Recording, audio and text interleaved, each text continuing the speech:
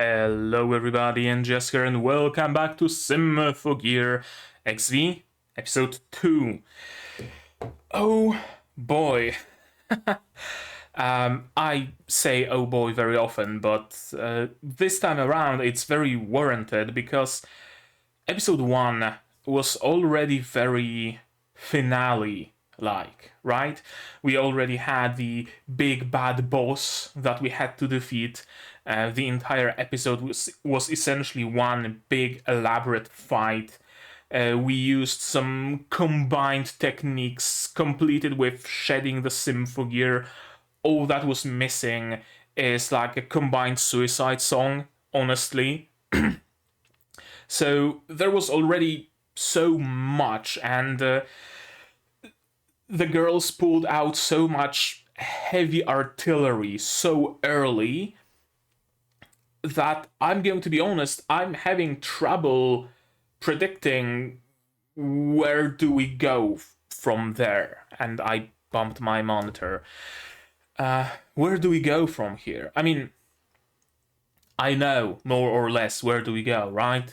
We found the body of a what were they called?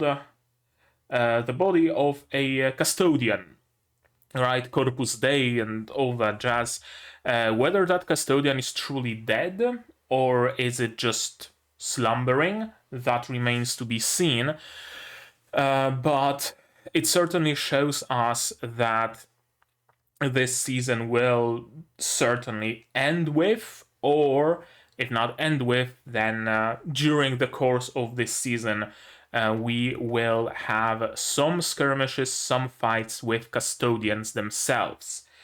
And they are essentially deities, corporeal deities, so we will be fighting God.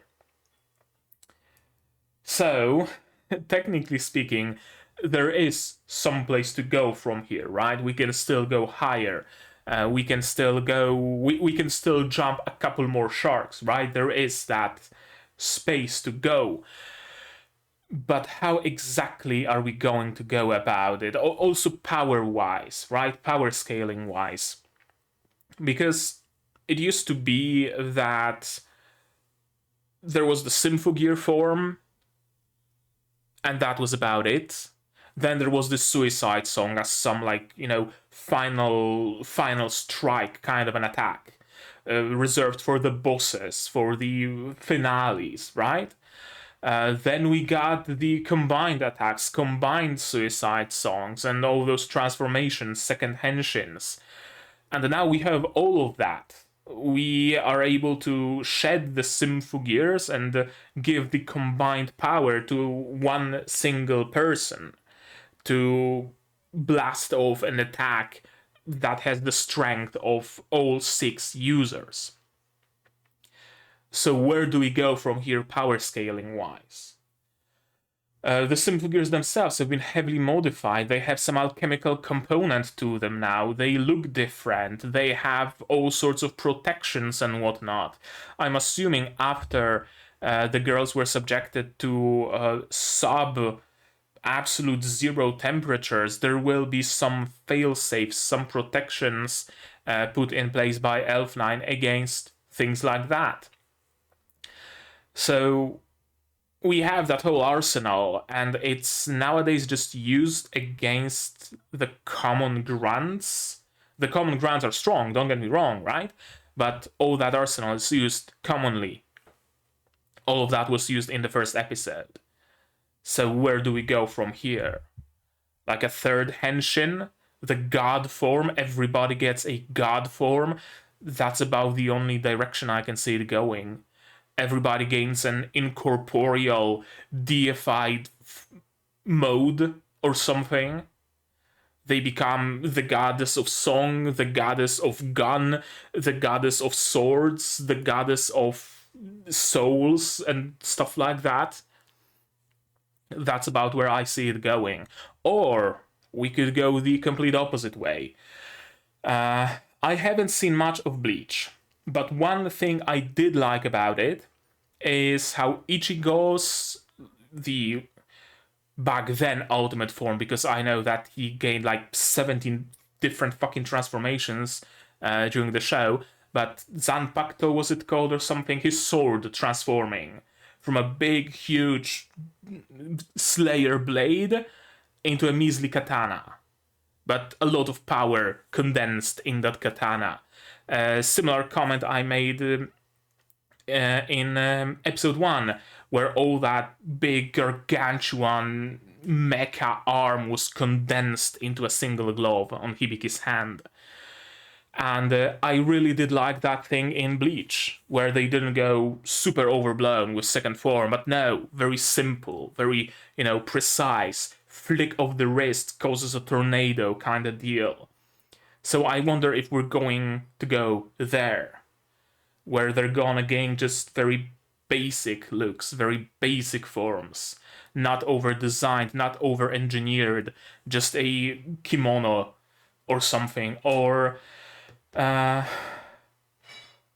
where was it? No, it was in Symphogear. We see Chris in that not kendo, that Japanese archery outfit, right? Her third henshin is just that and a bow, and it's the most motherfucking powerful bow in the history of ever, right? I wonder if that's where we're going to go. I'm excited. I'm excited wherever they decide to go. I have faith they will go in a good direction.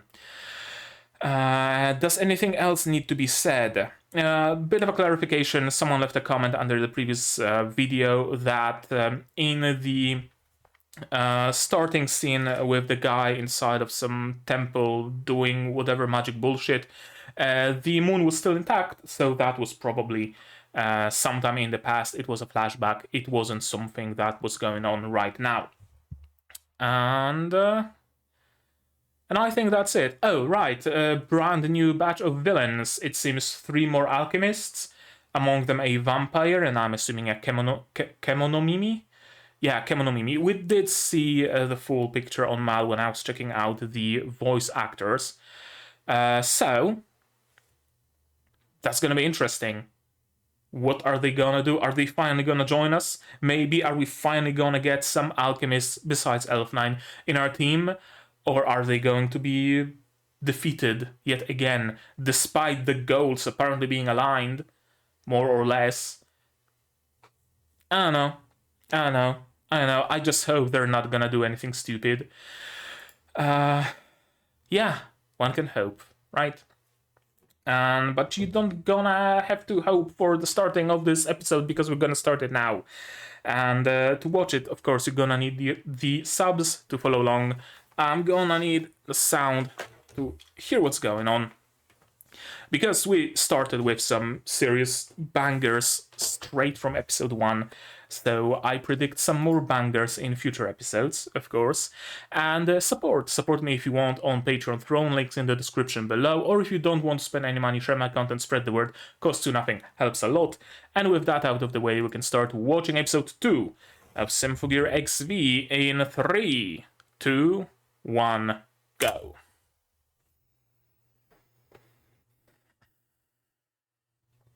Indeed.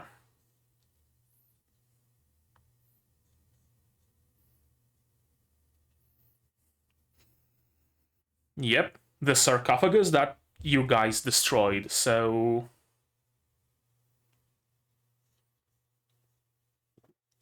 You kinda sorta posthumously helped Adam. And I didn't sweeten my coffee. Oh well. I can take it unsweetened every now and then. And of course, the animation straight from the first episode. Gear blasts. That's what I was talking about. Hexa revolver that doesn't look anything like a revolver. It's some finale shit. Like, don't tell me it's not.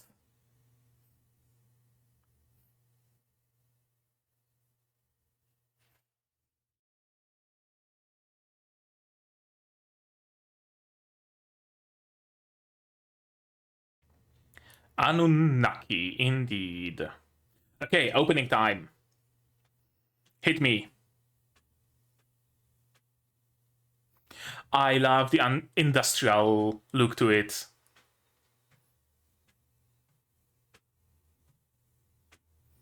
Okay, we have a certified banger so far.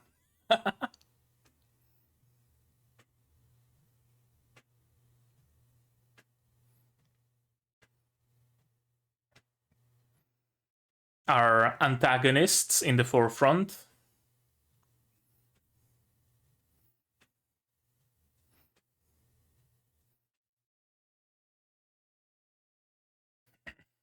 Everybody with their family.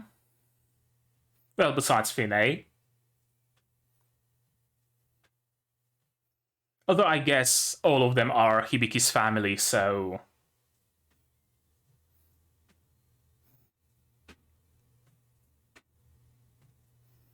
Okay.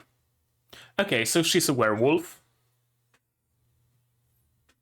She's some sort of an automaton, probably.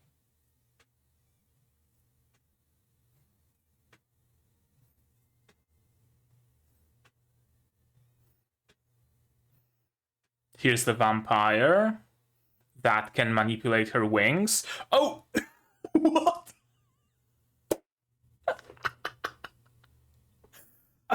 Was that a scarf fist?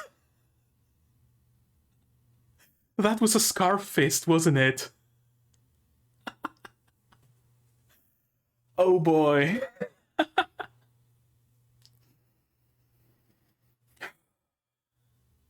Is it the first time besides Zestro Shinai's that we acknowledge Chris's little shrine? I think it might be. Probably because someone unleashed like absolute zero bursts and the wind carries it over.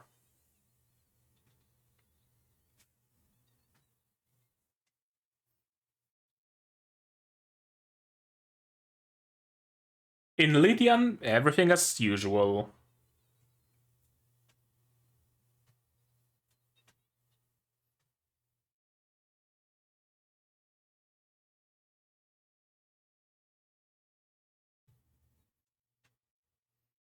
Yep.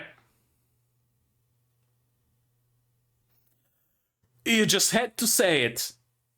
You had to say it. You couldn't stop yourself. Okay, are we getting a concert?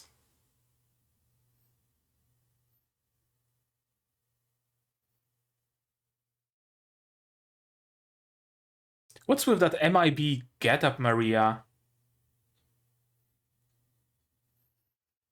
Oh, yes. Sun match.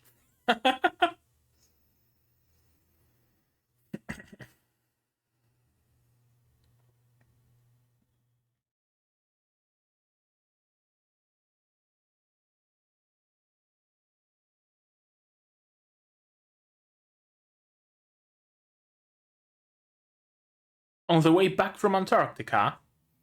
What happened on the way back from Antarctica? Okay, thank you.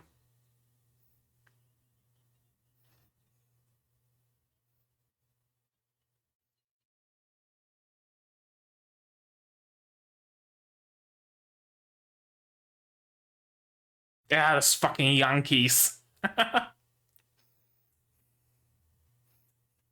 Flying there on a rocket? Or in a rocket, Yojo Senki style? In a rocket. Yep. Tanya would be proud.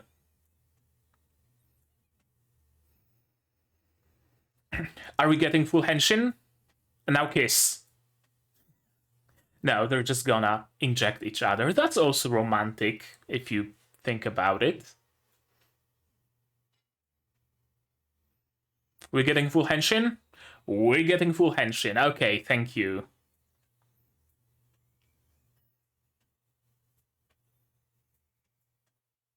And it's as good as Hibiki's.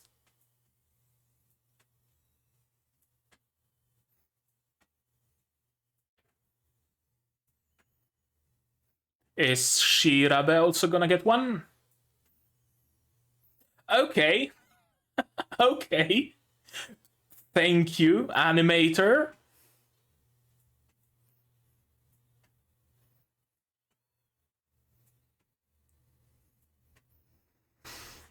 No Philosopher's Stone in the background of her henshin.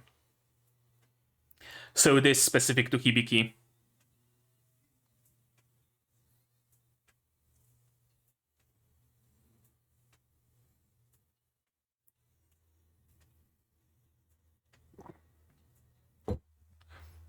A ballet of death.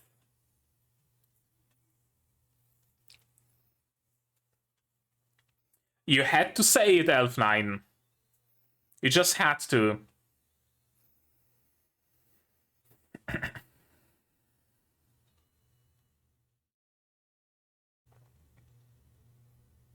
You had to say it. Okay, not missing a beat. That was cool.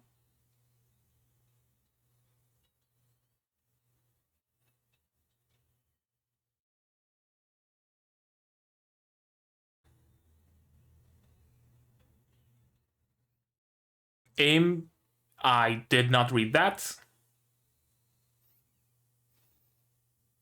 Fuck was that? Oh, it's one of the alchemists with a monster in a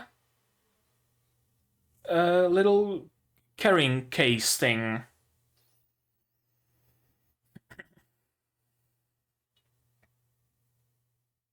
Reminds me of Faust from Alchemy Stars. He also carries a tentacle monster in a case. The term is something case, isn't it? But it's not bookcase, it's not something case.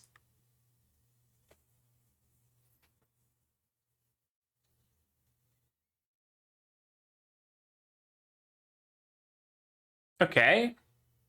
She can attach a claw as a butt plug. Okay.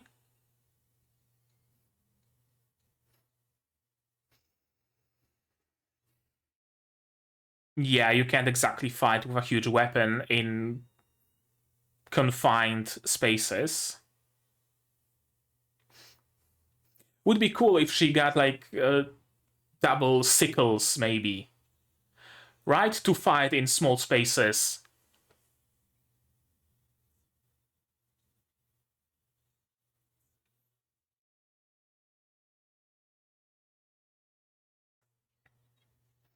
Yeah, I mean, did you think a single attack would be all that's needed?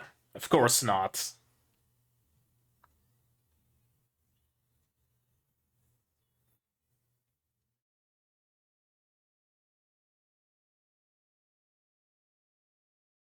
And Shirabe is much better fit to fight in confined spaces. Binding Fandango. There we go! Double sickles!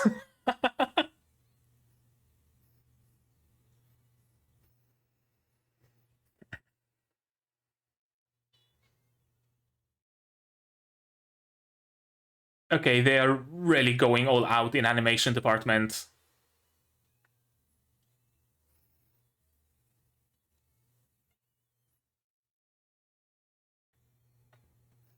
Combined attack, okay. Let it rip. Beyblade, Beyblade, let it rip.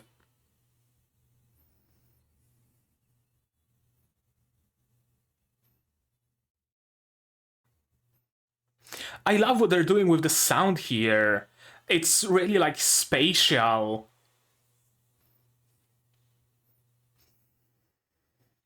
That has to be the easiest fight with an antagonist. Like the easiest early fight with an antagonist we had so far. Sure.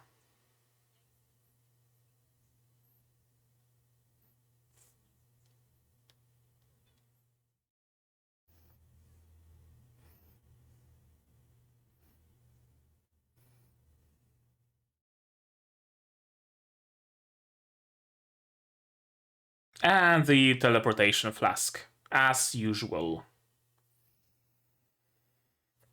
Yeah, not something that happens often in early episodes of every season of Symphogear. The same thread, really, just different names. Probably. Every time you try to put something important under someone else's jurisdiction, it always ends badly. And that's gonna be the downfall of the world.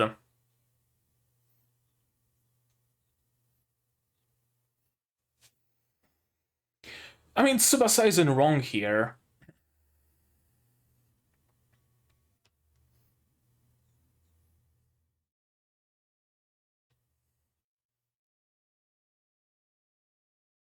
I don't think the US has, like, any means to protect anything from noise. They don't have any Symphogears, do they?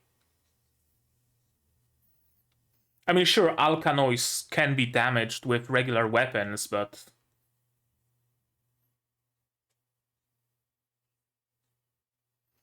No, you need to give them the middle finger and tell them to fuck off.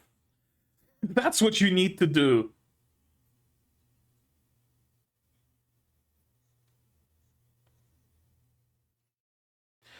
The demented old fart is gonna be their downfall, isn't he?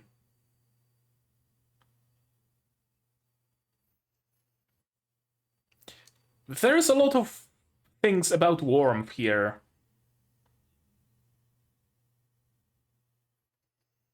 Didn't Hibiki say, yes, it does feel warm, when also given some warm beverage at some point?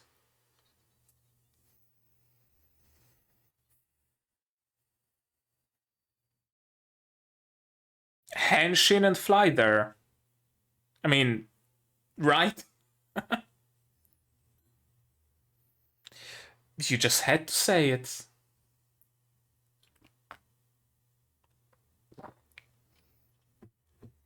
Tooth of Heaven? Roof of Heaven, probably, maybe. That's one hell of an elaborate stage. Too bad it's gonna collapse very soon. If I know anything about concerts in Symphogear, is that the stages never last particularly long.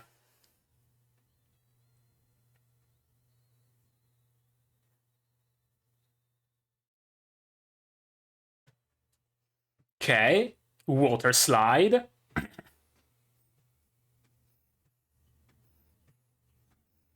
Man, I wish I didn't dismantle my pen lights.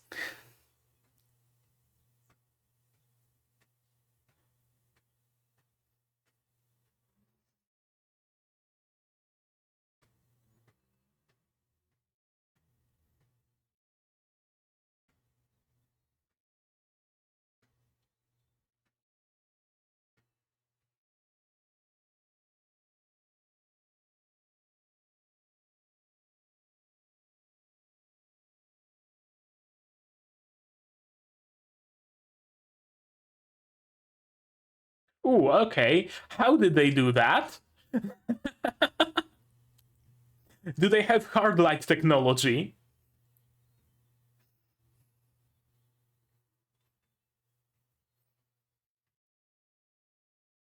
Henshin on stage?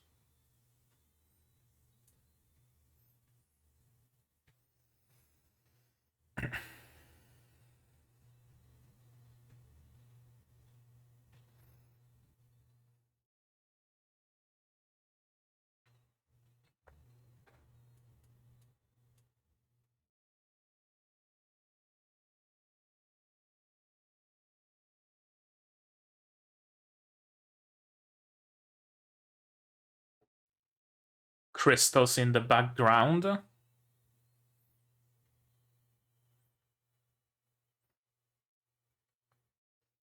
That's a hell of a stage. Okay. What's gonna go Wrong. When's the attack? Who's gonna die?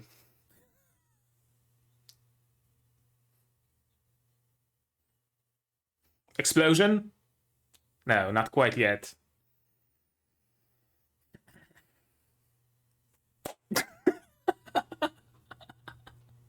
I mean, does it even count as a prediction?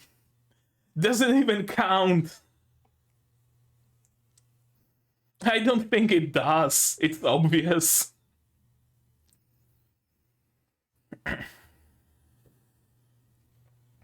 Henshin time.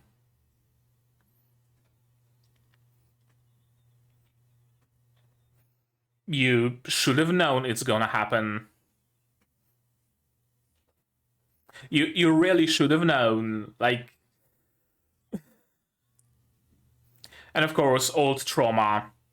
Because, yet again, it's an attack during Tsubasa's concert. Ooh! Oh! Jesus! Is that gonna awaken some trauma in Tsubasa that she's gonna have to deal with throughout this season? Probably.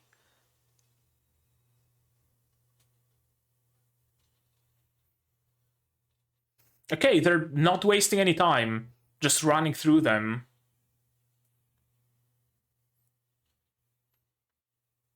That's cool. That's... Ooh. Not quite there. A little bit late. Should have been faster. Should have been sooner. Right? That person didn't have to die. He could have been a little faster. You could have gone right and you went left.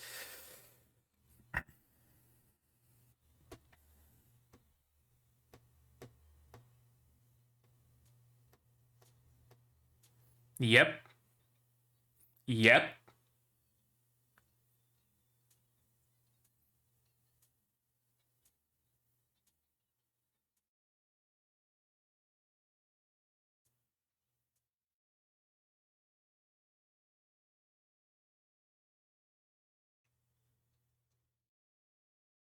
After sowing some chaos, after disruption, after mentally scarring a couple of people, after making a statement.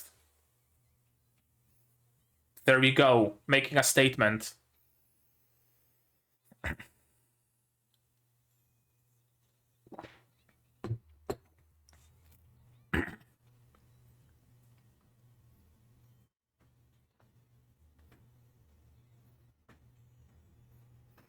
Okay. Multi-purpose wings that can withstand Symphogear attack, and of course Tsubasa is getting reckless because old traumas have been awakened.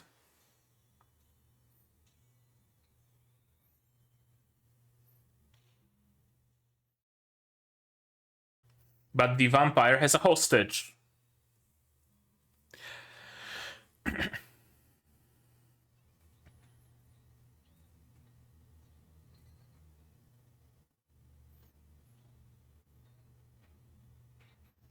So I have to resort to underhanded tactics. Oof.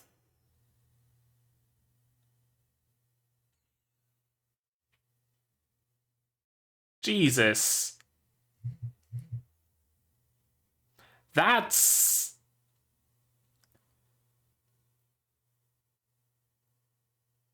Don't get me wrong, Symphogear could be dark, but Jesus Christ!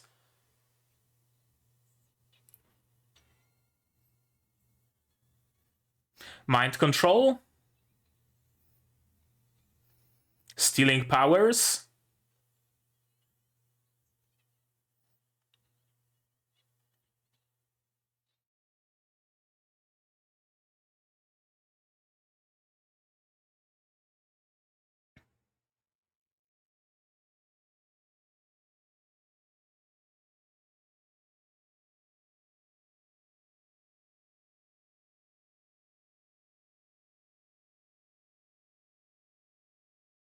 And we have another very big culmination-like event.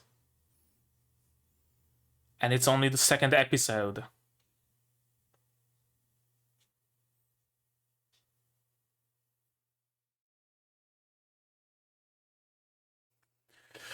Oh, shit.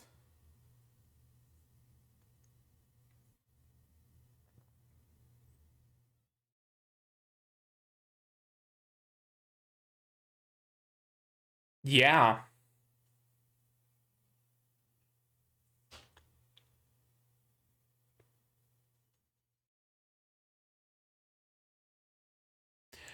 She's gonna go through what, more or less, through what Hibiki had to go through like 3 times already. That's a different matter, right? Hibiki went through that self doubt, right? I can't protect anybody. Can punching things really protect? I can only attack, right? I can only punch. I can't make connections, right? Hibiki had to go through all of that 3 times. I'm guessing now it's time for Tsubasa to go through similar growth, I guess. For the foreseeable future, she's gonna be out of commission, though.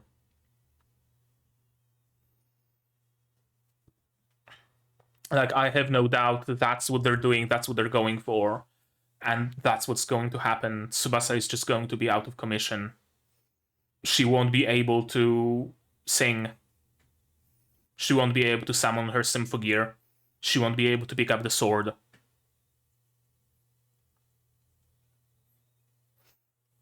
I mean, just look at this visual, right?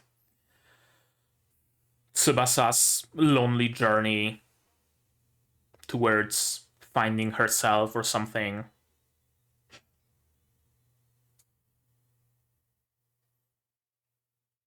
Okay, what's gonna go tits up here?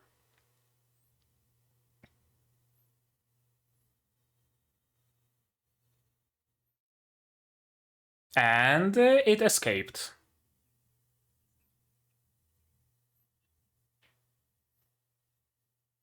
It woke up and escaped.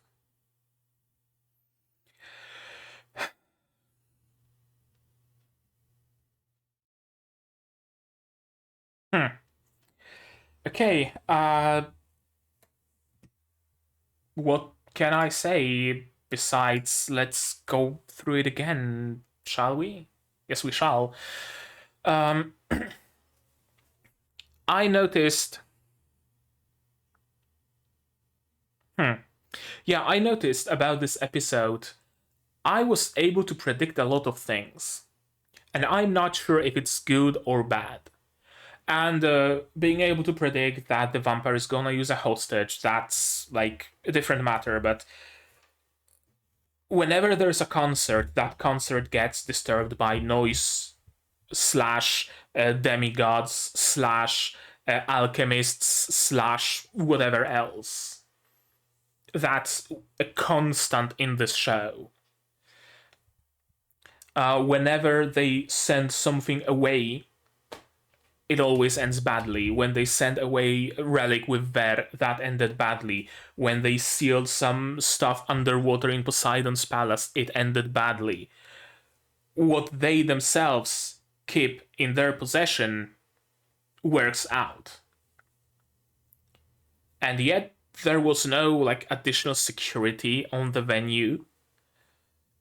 You know that there is a threat. You know that there is that custodian, the sarcophagus. You know that there are remnants of the Bavarians.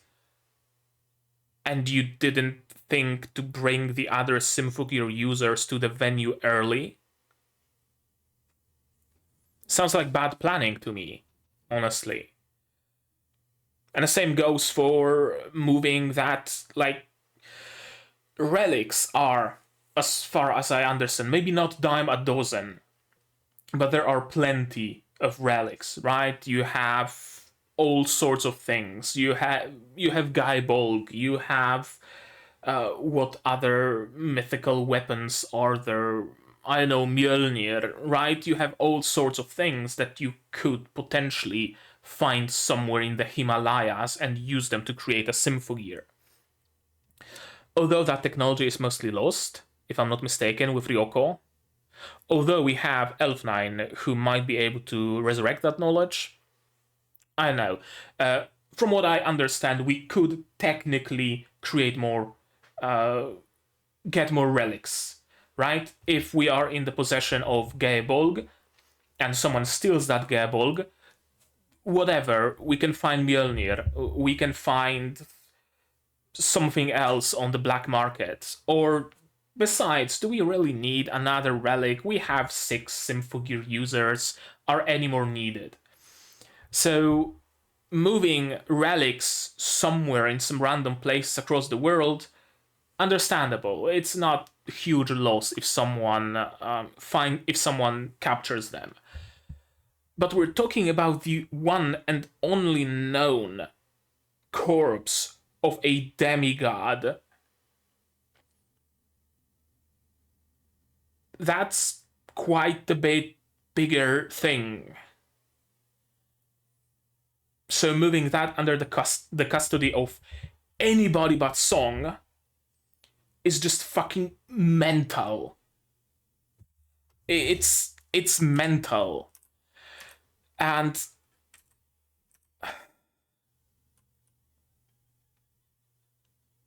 I have ever so slight feeling of them like not learning from their mistakes. But I guess maybe it's only from the perspective of the audience that we see the patterns, right? Perhaps there were more concerts of Tsubasa and Maria that weren't interrupted. Perhaps there were more relics moved out somewhere that didn't end up badly. I don't know, I don't have the full context, but from my perspective, it seems like making some really fucking stupid decisions. Despite having essentially 90% certainty about what's going to happen, because it happened every time. Now, about moving out the corpse, I can understand why it was done, or rather, I will not understand why it was done, but it was done by the demented old fart, and he's acting actively against the best interest of fucking anybody, so it's no surprise that he decided to do that. If he decided to just incinerate the corpse, wouldn't surprise me. If he decided to just dissolve the song, wouldn't surprise me. Honestly, I have such a low opinion of him, it's impossible to convey in words. But when it comes to the concert and the venue, seems like an obvious vector of attack by your enemies. Maybe it's just me. I don't know. Okay. I stopped the recording by accident. I'm gonna have to glue those files now. Oh well. Doesn't matter.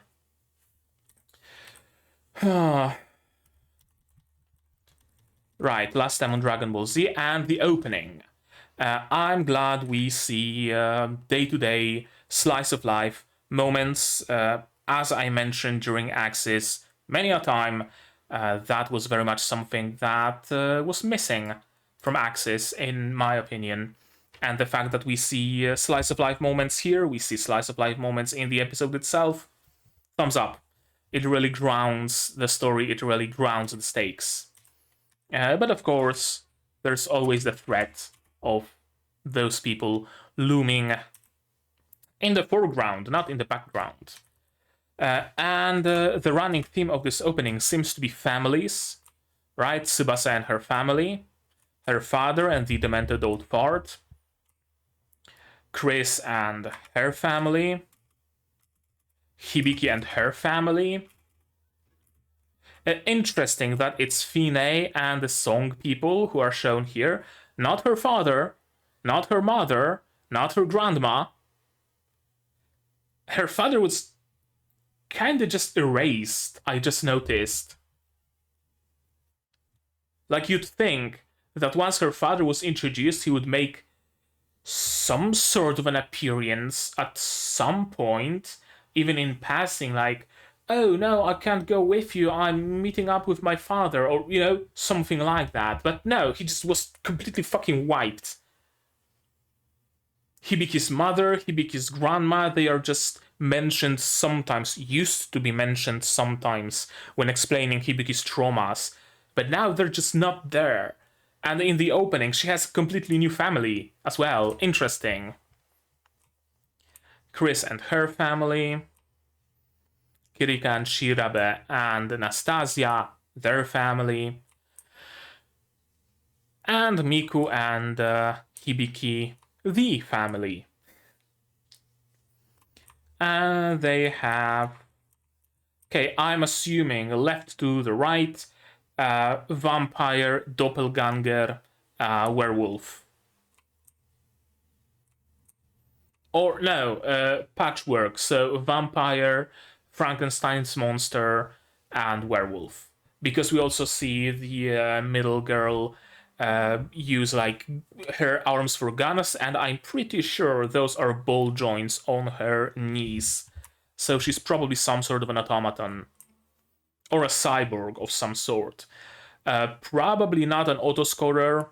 I don't think she's an autoscorer. Autoscorers don't have this degree of like freedom to act, right? So she wouldn't be a leader of a group if she was an autoscorer. But certainly mechanical to some degree, right? Here we have some guns. Those definitely are ball joints on her legs. The werewolf girl can use her butt plug tail as a as many different things actually, as a means of protection, as a means of attack. It's a claw, it's a jaw, it's a wrecking ball, it's whatever she needs it to be, and it's stored in a suitcase. Suitcase. That's the word. That's the word I was missing. Suitcase. There we go. I'm proud of myself. She stores it in the suitcase and plugs it in whenever necessary. And she can morph her wings into different things.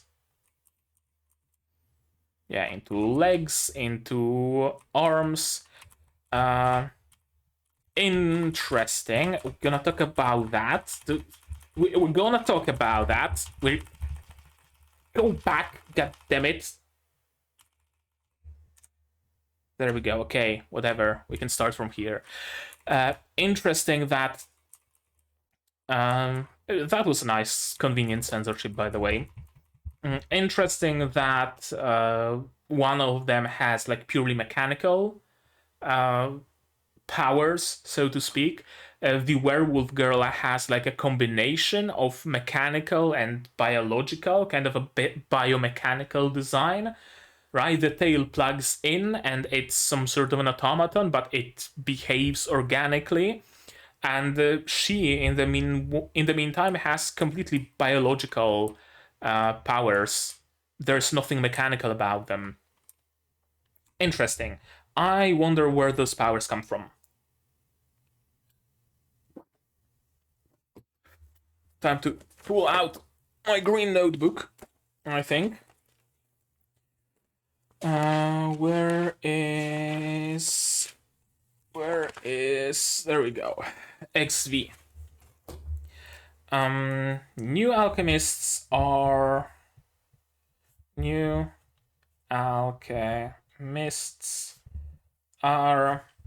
modified humans. We know that alchemy can modify people. We learned that in the previous episode, in the previous season, right? The question was to what extent is changing someone's sex the extent of it, or can it do more? I'm assuming it can do more. It can give you wings. It can give you vampire powers. That would be my assumption. Alternatively, they are an actual like last vampire and last werewolf or something like that. That would be an alternative theory, but I'm gonna say they are alchemists and they just modify their bodies for convenience. Or they are a result of experiments by other alchemists and picked up the mantle of their masters. That would be another explanation, I guess. Doesn't matter. This matters. Hibiki's scarf fists. I was wondering, right? I was wondering, where do we go from there? Heart in the middle of the poem. Oh, that's cool. Where do we go from there? What's gonna be like the second henshin, the third henshin? This. She took a lesson from Shirabe, and instead of twin tails, she's using the scarf. That's great. That's amazing. It's only the opening, and we're already jumping the shark yet again.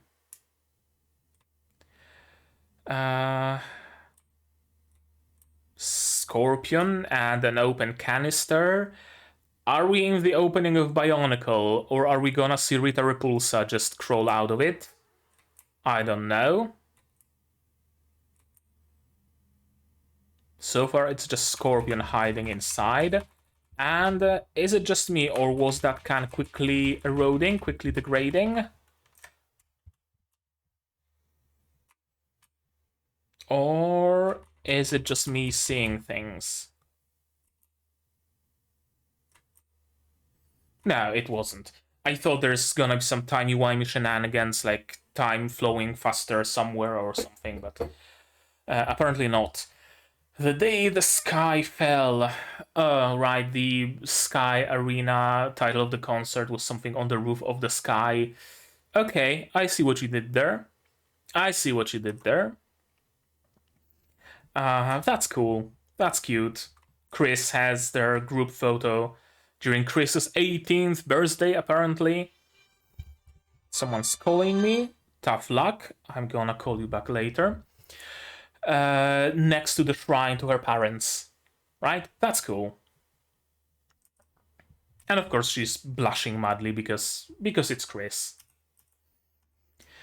Chris being the tsundere that she is, of course.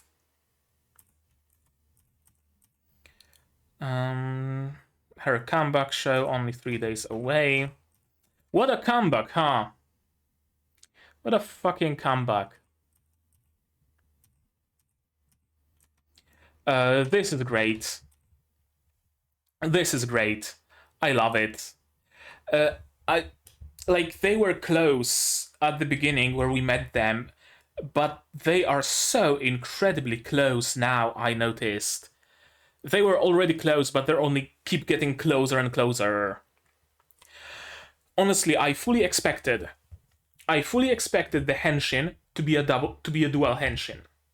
But not in a way where you have the screen split down the middle and Shirabe is having her henshin on the left and Kirika on the right. But no, a henshin sequence that has both of them incorporated in it. That would be cool. Although that would also mean that when Kirika or Shirabe have to henshin alone, they need to create another henshin sequence for them individually, but they could do it. And of course, Kirika's henshin. We can't possibly skip over it. There is no Lapis Philosophorum. There's no Philosopher's Stone. It's just a plain hexagonal henshin. Interesting that they really kept with the theme of hexagons. Usually season to season, the theme of henshin was different and constantly changing. But ever since, like, what? It's even before Axis that we started a lot of hexagons in henshin sequences, and they stuck to it. I guess they found what works best. They just kept to it. And of course, the incredible amount of detail in everything, in things that don't need to have this amount of detail. As I said once, as I said twice, as I'm gonna say many a time, they didn't need to go this hard, but they did, and I'm grateful. Like, did those bracelets need whole blades and a whole transformation sequence with flying in and all that jazz? No. They could have just, flash of light, boom, bracelet. But no, they went above and beyond. And of course the lighting. Can't forget the lighting. the feet, the ass, the everything. The lighting is really doing a lot here. Shoes, jetpack, and the crown hat thing, and mechanical design of those earpieces. She's hearing things in Dolby Stereo, like 5.1 configuration at least. System all green. It is all green. I'm gonna give you that. Normal operation. And here we see the dual colored relic. Couple more ass shots. I really do enjoy the shape of her thighs.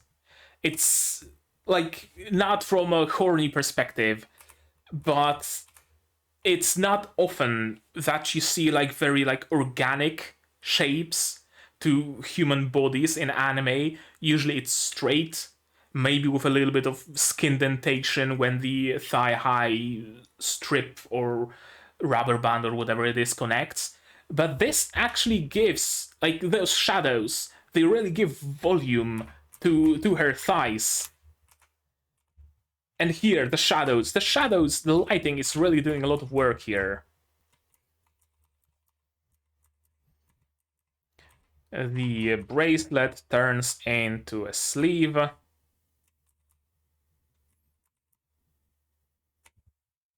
Thank you. Again, they didn't need to go this hard, but they did. And SGIO2 Igalima.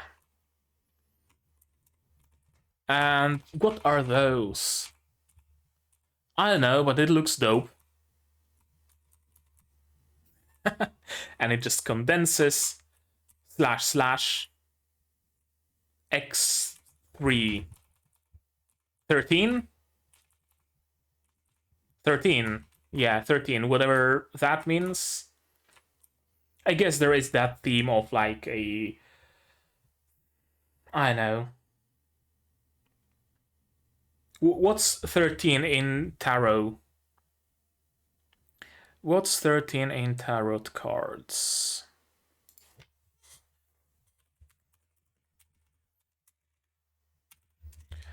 Tarot 13, that's gonna be a jester or something. No, it's death. Okay, there we go. Makes sense. Makes perfect sense. Death. Death. Oh, no, didn't want to go that far. 13. And jet propellant into the action. That's a funky face. But whatever, I'll just do my best all day, every day. I love how when they're fighting together, it's a dance. It's great. Our fight songs... Do not call me now. Our fight songs overlapping together in battle, tear down any walls between us and our future, and we're running on pure high-octane love. I mean, if there was ever any shadow of a doubt, there isn't any now. Our trust wipes the tears away and they turn into stars. I kind of wished it was a duet song of Kirika and Shirabe, but that also works. Let's go together, twin hearts. Especially with, you know, lines like twin hearts, and she's alone singing it. And of course, some cool attacks. Do I really need to get into the attacks? They're great. And I also really like that bit of a change in combat. Whatchamacallit? Like movements and like when you set up dance moves, whatever that is called. I really like that change. Early on, fights were kind of like close and personal, right? There was Hibiki, there was noise, and it was, you know, an exchange of punches, and it was usually 1v1 or 1v2, 1v3, and very close shots and whatnot. In this season, from those scenes, and later on when Tsubasa is fighting, it's very like wide shots, and they're just swimming through the noise. They're not stopping to fight every single individual noise. They're just chaining their attacks, chaining their moves to just swim through the ocean of enemies and cut down every single one of them. That's great. I really do enjoy it. It's not often that you see fights like that in anime. That's another reason for that. Usually fights are up close and personal.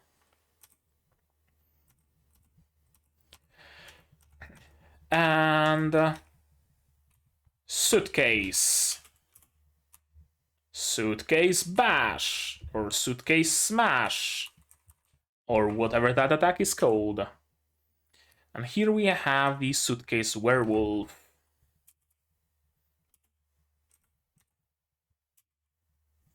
I shall be your opponent, I say. I honestly expect, when I read I say, I expected to hear like Degozaru or Degojaru or something like that. Kind of wish I did. Kind of wish that was what they are going for here. But alas, it's some other tick that she has. I didn't quite catch. What was that? That translates to I say with every sentence she says, but I have no doubt you're going to tell me. Scenery change, we're going underground.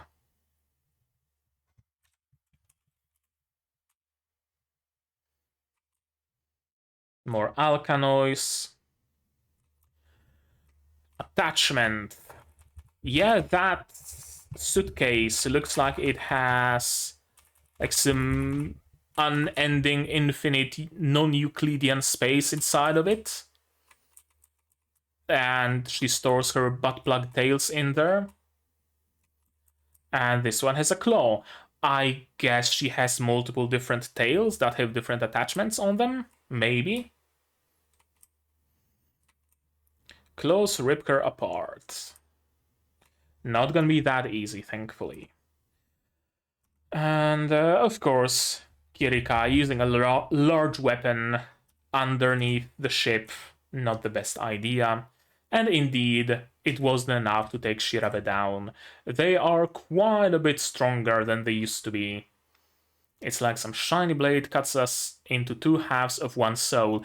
And another solo song that would very much fit a duet song. And another solo song that includes Kirika and Shirabe both. I did extra homework on the best way to annihilate. Full power tag on the battlefield. Playing and fighting with my life on the line. The song I sing with you. And Kirika downsized into what looks like... Is it just normal blades or is it sickles? Kind of sickle looking blade things. That's what I'm gonna call them. Thought they might be like Kopeshes or something, but no, not quite. I love this little detail of the claw grabbing the suitcase. That's great.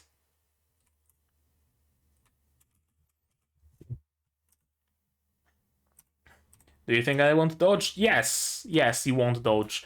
Because Kirika and Shirabe work in perfect unison. And you might be able to attach the attacks of one of them, but not the attacks of both of them. Especially since they're doing moves like bouncing each other's attacks, like... Right? And predictably, she lost. But, of course, she had to... she had to hold back. I wonder how true that is.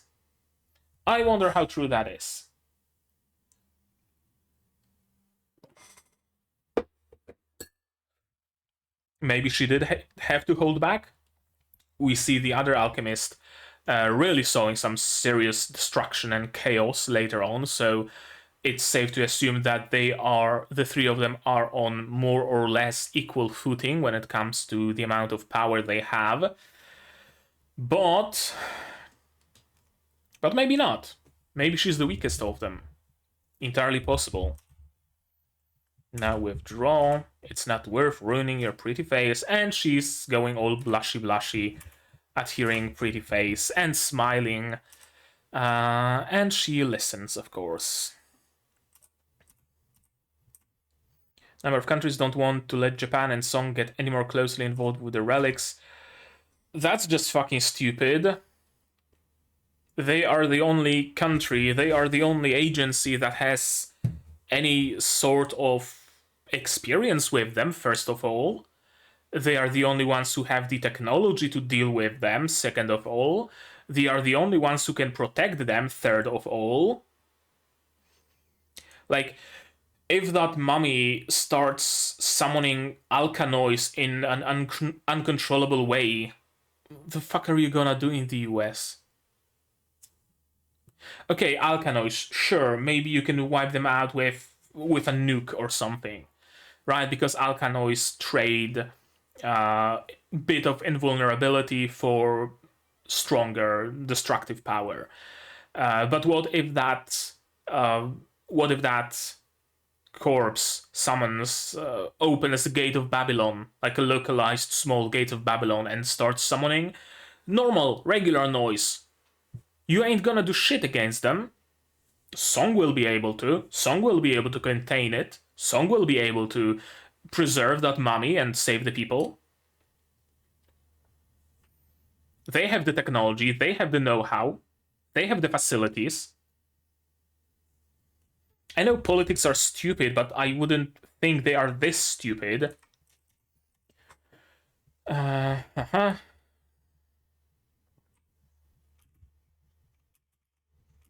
That was a valuable sample of prehistoric civilization. Then why the fuck did you give it away? Relinquishing our right to examine it to the US, even for diplomatic reasons, was pathetic beyond measure. Yes, it was, so why the fuck did you do it?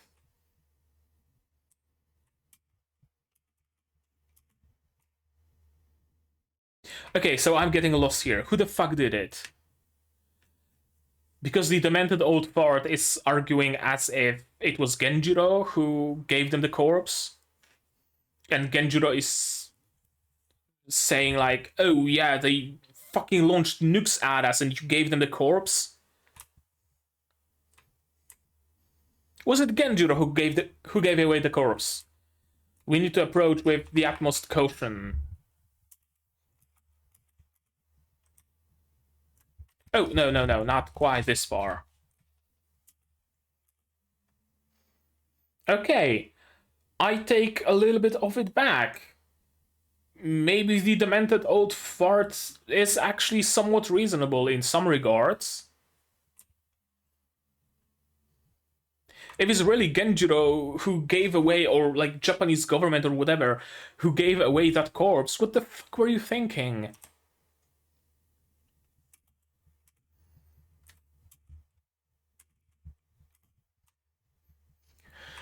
It'll warm you up. Thanks, it does feel warm. Thanks, it does feel warm. It's not the first time we hear this line, is it? I distinctly remember it, but I can't remember where or who said it. I think Hibiki, but I'm not sure. Might have been Elf9. I don't know.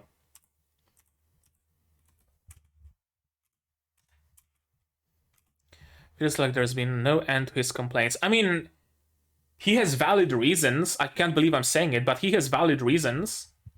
At least to a degree. Letting the remnants of the Bavarian Illuminati off the hook, okay, that's like not entirely reasonable. Like, Genjiro doesn't control all of it. He has only so many people, he has only so many resources. He can't track down every single remnant of the Bavarian Illuminati in this particular time span. You're kind of out of line, demented old fart. But when it comes to giving away the corpse, I'm with whoever was against it. That's how I'm gonna say it. If Genjiro was against it, I'm with Genjiro. If the demented old fart was against it, I'm with the demented old fart. That's how I'm gonna say it. Tsubasa's big comeback. Of course, concerts. They are really every single concert in every single consecutive season is looking better and better. You almost don't see the CGI. You almost don't see it. Everyone's Diva, Tsubasa, and Maria. Joint concert. Some amazing scenes, of course. Amazing camera work, amazing animation. Amazing feats of technology of creating those steps right underneath their feet. Or maybe it's just like plexiglass that they light up when it's time. I don't know. Perhaps. Henshin on the scene. I don't think those concerts are meant to make sense, honestly, right? Like, we're not meant to sit here and think, oh, I wonder how did they make those crystals appear? No, it doesn't matter. It's just a visual feast. That's all it's supposed to be, so I'm just gonna leave it at that. It was a visual feast. What else can I say? And of course, it's so extremely predictable that something's gonna go tits up. At least they let you finish singing, so you get that going for you. And jeez, holy shit. The amount of death, destruction, and those little moments of Tsubasa fighting over there, right? And then someone in the forefront is dying and... Okay, I ran out of disk space. Apparently, I thought it's a different drive I'm looking at. That's gonna be a three-parter I'm gonna have to glue together. Whatever, doesn't matter. What was I talking about? Right, this scene. Tsubasa is panicked, rushing towards that person. Right? You can see the panic in her eyes, on her face, as she manages to be there, but just a little bit too late. And when she rushed in here to save the person who was essentially already dead by the time she got there, there's a person in the background where she just was that dies. And she sees it. I shouldn't have come here. I should have stayed back there and saved that guy. So she runs in there. But she's too late again. And there's noise somewhere else, also killing people. And she's too late. Right? She's gonna be like severely re-traumatized. And that's gonna be one of the main themes of this season. I have no doubt. And here we have one of the villains, the Vampire-chan. The one I'm here for you. And of course, Tsubasa loses at least a little bit of her reasoning because she just wants it to stop. Right? She just wants it to stop. Oh, big bad, the one responsible for it. I need to kill them right here, right now. Doesn't matter what strategy, anything, doesn't matter, goes out of the window. I need to get rid of the cause of all this destruction. Single track mind. But as it turns out, the wings are quite sturdy, being able to withstand Tsubasa's slashes. And also, the vampire isn't playing fair. She's playing quite dirty, actually, taking hostages. It's interesting, though. I'm weak, which is why I'm not ashamed to do this. Yeah, I am weak. Yeah, if we were to fight like that, 1v1, I would have lost. That's why I'm gonna use some underhanded tactics. Makes perfect sense for a villain. Also, right from the get-go, removes any hopes for a redemption arc. Interestingly enough, I thought that maybe for once we're gonna go back to befriending the villains or something like that. No, we're not. Actually, as the series progresses with every consecutive season, the villains are getting progressively less and less redeemable, I noticed. right? In the previous season, in Axis, the alchemists had, only at the end, they had a come to Jesus moment. This time around, I don't think they're gonna have any. They're just villains, they are just evil. Plain as day. We're not gonna have a redemption. They are not going to join the team. On one hand, I'm kinda glad it gets established early, because I'm not gonna be, wondering, thinking about it. How could we redeem them? How could we make them join? How could we work together, right? Maybe with one of them or two of them or so, but she, right from the get-go, is irredeemable. Which is why I'm not ashamed to do this. I thought she's gonna use that girl as a living shield, but no. She just used her as a means of traumatizing Tsubasa. That was the sole reason behind it. To aggro Tsubasa and to traumatize her. There was no other reason to get rid of a living shield. Seal invasion. What does it mean? Probably some sort of, maybe not mind control, but looking through someone's eyes? The way Carol was able to look through Elf9's eyes?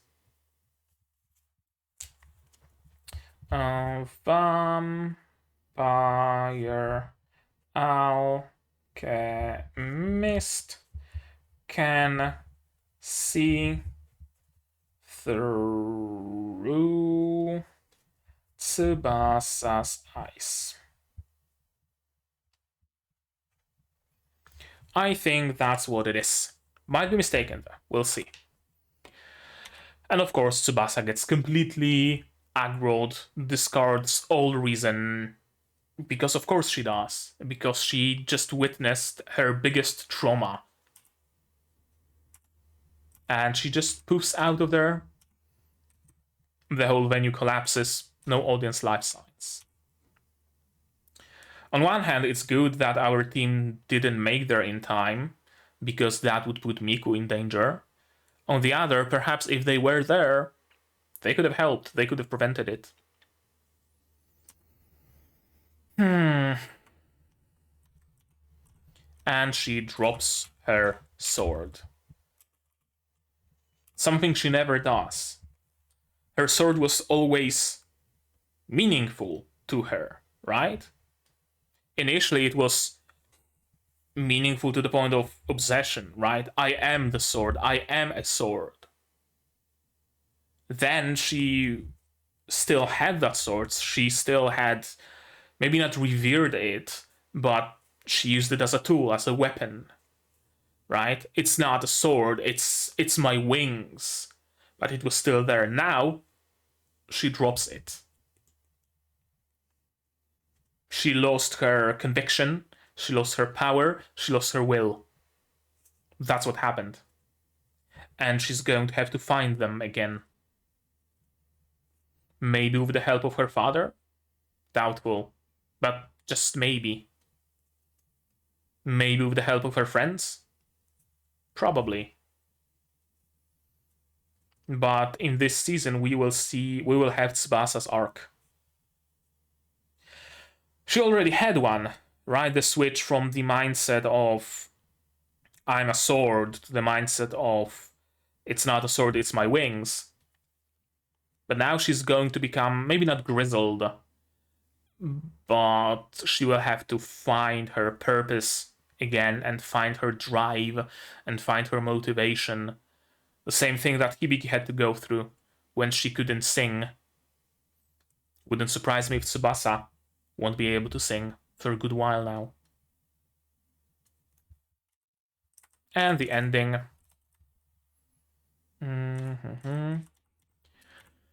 What can we glimpse here?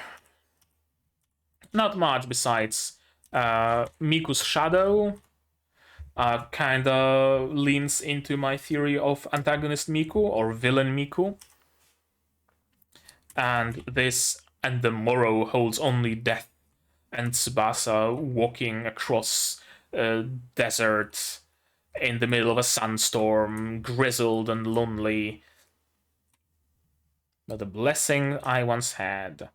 And here's everybody under the stars who are connecting this ley lines, sky ley lines. Is that it? Is that what I'm looking at? Sky ley lines that Adam wanted to use, and every star on those ley lines is the color of one of them. 1, 2, 3, 4, 5, 6, 7. 7. There's red for Chris. There's white for Maria. I'm guessing. There is light pink for, I don't know. There is bright pink for Shirabe and green for Kirika. They are next to each other, so they have to be Shirabe and Kirika. There's blue for Tsubasa. There's yellow for Hibiki. And then there is this like light pink here. And there's 3 more, right? Like here, here, and here. But they are all light blue. So they are just placeholder. We're getting a 7th ranger. Miku gets a henshin, was my theory. A counter theory was that she doesn't get a henshin because that's not her purpose. But maybe she does. I don't know. Doing a CT scan and or some sort of a laser scan. And of course they set off some ancient whatever. Because of course they did. Because that's how it always ends when they give anything important to anybody but themselves. Did they really not learn that they need to keep all of those relics and all of that important shit to themselves? Because every time someone else gets their grabby little paws on them, there's problems.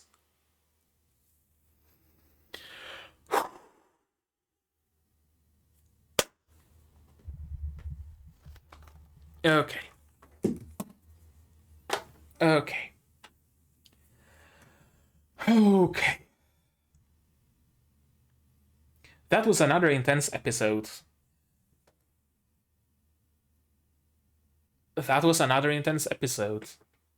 We had very intense battles, very extremely smooth animations, and people flowing through enemies.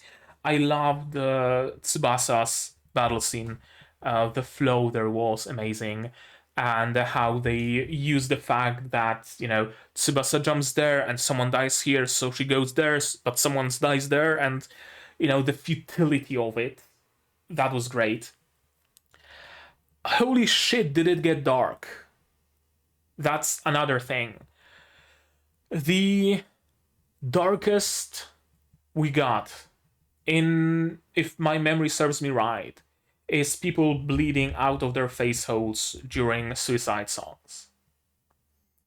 But we didn't, and okay, some people were like cut in half by the noise and vaporized into carbon dust. But someone's chest being pierced through and the blood splatter on Tsubasa's face, and then the face of that girl and the pool of blood. I don't think we did get anywhere near that amount of darkness. I honestly don't think we did at any time in any season before. I wonder if it's a sign of times of things to come. Probably, possibly. Far as we know, this is the last season of Symphogear, so it would make sense that they would go completely and absolutely balls to the wall with everything. They did go balls to the wall with animation, with songs, with sound design. The spatial sound, when they're buried under rubble and are emerging from under the rubble, you hear the song gets progressively less muted. When there's some obstruction, you hear the song gets a little bit muted, a little bit distorted. They went balls to the wall with everything. So why not with drama? Why not with the darkness? Right? Why not with the seriousness? Entirely plausible. What else? What else? The only, as I mentioned at the beginning of the segment, of the previous segment, the only things that I'm not a huge fan of is that they seem to be repeating so many mistakes. Whenever there is a big concert and there are some enemies inbound, they will probably use that concert to sow some terror. So if there are new enemies and there's a concert, perhaps prepare, right? That doesn't sit well with me. Sending the corpse over to the Americans doesn't sit well with me either. It would be a different thing if every nation had their own core of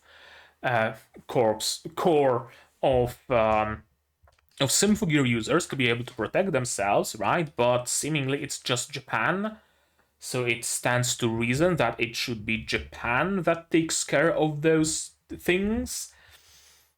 Apparently not. So those are the only two things that I wasn't quite fond of, but perhaps they will get explained properly with time. I don't know. I don't think they will explain the concert thing. I really don't think they will. If anything, it will be perhaps a cause of resentment for Tsubasa. Why didn't you make it there earlier?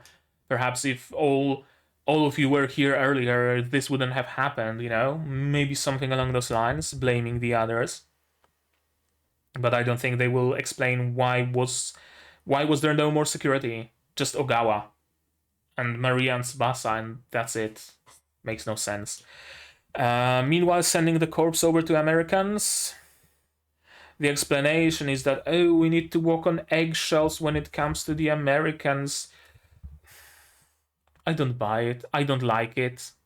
I really don't. Send them some, I don't know, Hibiki's old scabs if they really want a piece of the technology or something. Send them some papers, some documents, whatever. Not the body of a fucking demigod. Right?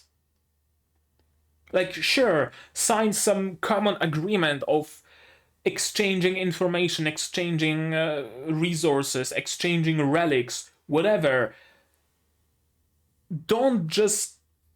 You're starting cooperation, dubious cooperation with a nation that just dropped a nuke on you and you're sending them something this important and this precious? Are you fucking mental? Besides that, great episode. Besides that, genuinely great episode. I really did enjoy myself, and I didn't notice when those 20-something minutes passed.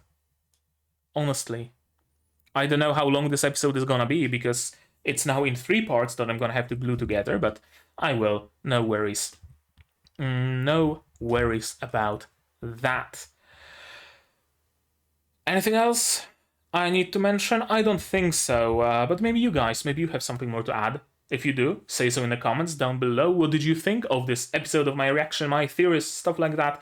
Down in the comments below. No spoilers, please. I beg of you, I want to experience it all myself. If you do want to talk spoilers with fellow fans of the series, there's my Discord here, also linked in the description. Join it, there's a Symphogear channel where you can use spoiler tags to talk about spoilers with fellow fans of Symphogear.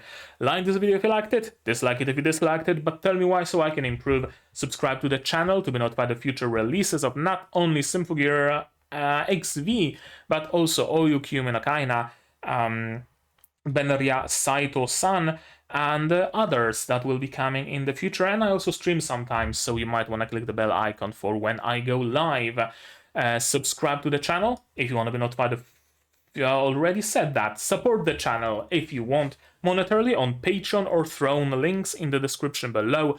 On Patreon for $10 a month you get early access to non-seasonal shows like Symphogear, Madoka Magic and others, and for just $1 you get a role on the Discord and a place in the credits. And on Throne you can pitch indirectly towards my purchase of better gear, better software, stuff like that.